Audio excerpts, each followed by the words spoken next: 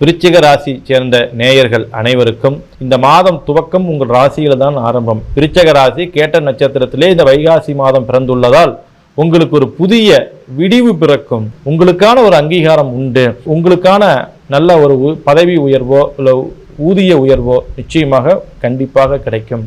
8 7ஆம் வீட்டில் அப்பப்ப கணவன் மனைவி இடத்துல சின்ன சின்ன கருத்து வேறுபாடுகள் ஏற்பட்டு விலகினாலும் உங்களுக்கு பார்த்தீங்கன்னா நட்புகள் விஷயத்தில் கொஞ்சம் ஜாக்கிரதையாக தான் நீங்கள் இருக்கணும்.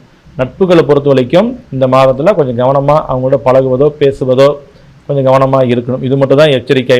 4ஆம் வீட்டில் ராகு அமர்ந்திருப்பதால் உங்களுக்கு எப்படி இருக்கும்? உங்களுக்கான ஒரு புகழ் கிடைத்து கொண்டே இருக்கும். அலைச்சல் அதிகரிச்சுக்கிட்டே இருக்கும்.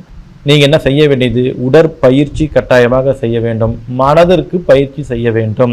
கட்டாயமாக அம்பாள் கோவிலுக்கு சென்று தீபம் ஏற்ற வேண்டும். நிச்சயமாக உங்களுக்கு ஆபத்துக்கள் இல்லாத மாதமாக, நினைச்சு பார்க்கக்கூடிய நல்ல விஷயங்கள் திடீர் வளர்ச்சியாக தருகின்ற ஒரு மாதமாக இந்த மாதங்கள் இருக்கும்.